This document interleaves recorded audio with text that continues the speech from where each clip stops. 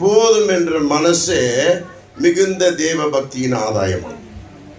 இப்போ இந்த வசனத்தை நம்ம பார்க்கமானால் நம்ம இடத்துல என்ன இருக்கு? பக்தி இருக்கு. எத்தனை பேர் பக்தியோடு இருக்கிறீங்க? ஆண்டவராகிய இயேசுவின் இடத்துல பக்தி இருக்கு, ஆனா போதும் என்ற மனசு இல்லை.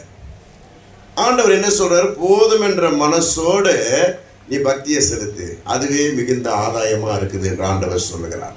அப்போ போதும் என்ற மனசு நமக்கு வரணும். என்ன வரணும்? போதும் என்ற மனசு வரணும்.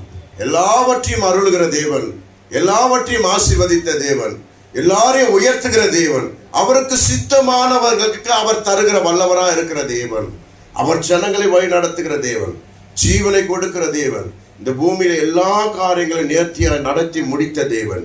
உனக்கு எல்லாம் அருளாதது எப்படி? உனக்கு எல்லாம் கொடுப்பாரு.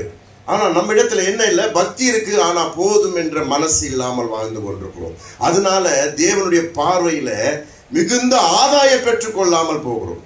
மிகுந்த ஆதாயம் பெற்றுக்கொள்ளாமல் போகிறோம். அப்ப ஆதாயத்தை தேவனிடத்திலிருந்து நம்ம பெற்றுக்கொள்ள வேண்டும் என்றால் போதும் என்ற மனசு. சொல்லுங்களேன், நான் பக்தியா இருக்கிற தேவனோடு இது முதற்கொண்டு பக்தியோடு சேர்ந்து போதும் என்ற மனசோடு வாழ போகிறேன். சொல்லுங்களேன்.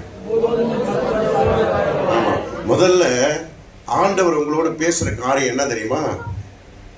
சிலுவையிலே தொங்கின போது அவர் தன் சரீரத்தில் இருக்கிற எல்லா ரத்தத்தையும் எங்க ஊற்றினார் தெரியுமா? எங்க ஊற்றினாரு? தரையில ஊற்றிட்டாரா?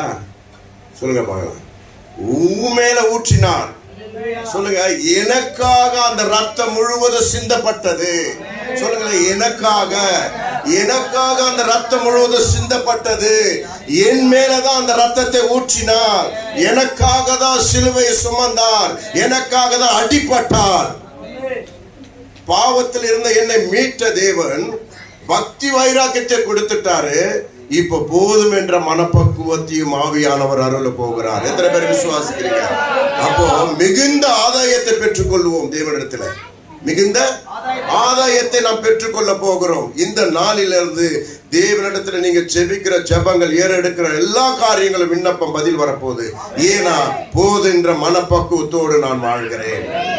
இங்க இல்ல முக்காவாசி தேவனுடைய பிள்ளைகள் பார்த்தனா, ஆண்டவரே நீ இதை கொடுத்தா நான் அதை கொடுப்பேன், நீ இதை கொடுத்தா நான் அதை கொடுப்பேன் அப்படின்னு சொல்லி வேண்டுதல் தான் நிறைய இருக்கு. கர்த்தர் எல்லாத்தையும் கொடுத்துட்டாரு. இப்ப நாம கொடுக்கணும்.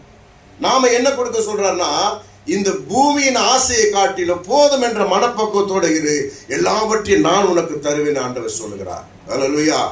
அப்போ போதும் என்ற மனப்பக்குவம் மிகுந்த பக்தியை கொண்டு வருமா? எதை கொண்டு வருமா? ஆமா, ஒரு தேவையில நீங்க இருக்கும் போது, அந்த தேவையில ஒரு வருத்தத்துல, ஒரு பாரத்துல, ஒண்ணு இல்லாத சூழ்நிலை இருக்கும் போது கர்த்தர் உங்களுக்கு ஆகாரத்தை கொடுத்திருப்பார், உடையை கொடுத்திருப்பார். ஆனா அதை காட்டிலும் நமக்குள்ள பேராசை அதிகமா உருவாகும் போது பக்தி இழந்து போகும். என்ன இழந்து போகும்? பக்தி இழந்து போகும். தேடுதல் என்ன அதிகமா ஆயிடும். அப்ப பக்தி நம்ம இடத்துல நிலை நிற்க வேண்டும் என்றால் போதும் என்ற அந்த சூழ்நிலையிலும் போதும் என்ற மனப்பக்குவம் அது நம்ம இடத்துல பக்தியை அதிகரிக்கும், நம்ம இடத்துல வைராக்கியத்தை கொண்டு வரும். அல்லேலூயா. நாம முக்காவாசி என்ன பண்றோம் தெரியுமா? இதை கொடுத்தா அதை கொடுங்க, இதை கொடுத்தா. இப்படிதான் வேதத்துல ஒரு ராஜா என்ன பண்ணாரு? ஆண்டவர் சொன்னாரு, நீ போ, அந்த ஜனங்களை நான் உன் கரத்திலே கொடுப்பேன், யுத்தத்துல உனக்கு ஜெயம் உண்டாகும் என்று ஆண்டவர் சொல்லி அனுப்புறாரு. இவன் போய் அங்க யுத்தம் பண்ணும் போது யுத்தத்துல ஜெயம் வந்துருச்சு. யுத்தத்துல ஜெயம் கொடுத்த ஆண்டவருக்கு நான் ஏதாவது ஒண்ணு கொடுக்கணுமே, ஏதாவது ஒண்ணு கொடுக்கணுமே. உன் பலியையும் ஆட்டுக்கடாக்களுடைய நினங்களையும் அவர் எதிர்பார்க்கல, உன் முழு இருதயத்தை தான் ஆண்டவர் எதிர்பார்க்கிறார். உனக்குள்ள அவர் நல்ல குணங்களை தான் அவர் எதிர்பார்க்கிறார். அப்படியாப்பட்ட தேவனுக்கு இவன் என்ன பண்றான்? ஏதாவது கொடுக்கணுமே, ஏதாவது கொடுக்கணுமே, எனக்கு ஜெயத்தை கொடுத்து தேவனுக்கு ஏதாவது கொடுக்கணுமே சொல்லி அவன் வேண்டுகிறான். எப்படி வேண்டானா, நான் நீட்டா என் நகரத்துக்குள்ள நுழையும் போது, என் வீட்டு வாசலுக்குள்ள போகும்போது, வீட்டுக்குள்ள இருந்து எது வெளியே வருகிறதோ அதை நான் பலி செலுத்துவேன் அப்படின்னு சொல்லி வேண்டிட்டான். இவன் போறான், நகரத்துக்குள்ள நுழைறான், வீட்டான போனே அவன் பொண்ணுதான் வெளியே வரும். வீட்டு வாசல்ல இருந்து ஒரே பொண்ணு வெளியே வருது. அவன் சட்டையெல்லாம் கீழ்ச்சிக்கிட்டு அழுவான். ஆண்டவரே, அர்த்தம் இல்லாத வேண்டுதல், என்னது? புரோஜனம் இல்லாத வேண்டுதல், அர்த்தம் இல்லாத வேண்டுதல். கர்த்தர் எனக்கு இதை கொடுத்தா நான் அதை கொடுப்பேன். அப்படி அல்ல தேவ பக்தி. தேவ பக்தி போதும் என்ற மனசை பரிபூரணத்தை கொண்டு வரும். போரும் என்ற மனசை உன்னை தேவ பக்தியில நடத்தும். அப்போ இவன் பொண்ணு வெளியே வந்த உடனே சட்டையெல்லாம் கீழ்ச்சி அழுவும் போது பொண்ணு கேட்குது வந்து, ஏன்ப்பா அழுவுறீங்க? ஜெயத்தை எடுத்துட்டு வந்துட்டீங்க, எதுக்கு அழுகுறீங்க? இந்த மாதிரி நான் வேண்டிக் கொண்டமான உடனே அந்த மகன் சொல்றான், உங்க வேண்டுதலுக்காக நான் ஜீவனே தருகிறேன், ஆனா 1 மாசம் நான் எல்லாத்தையும் அனுபவிச்சிடுறேன், அப்புறமா வரேன், வந்த உடனே என்னை பலி செலுத்துறேன். அதே போல அந்த மகனை பலி செலுத்தி அவன் பக்தியை நிறைவேற்றினான். அல்லேலூயா.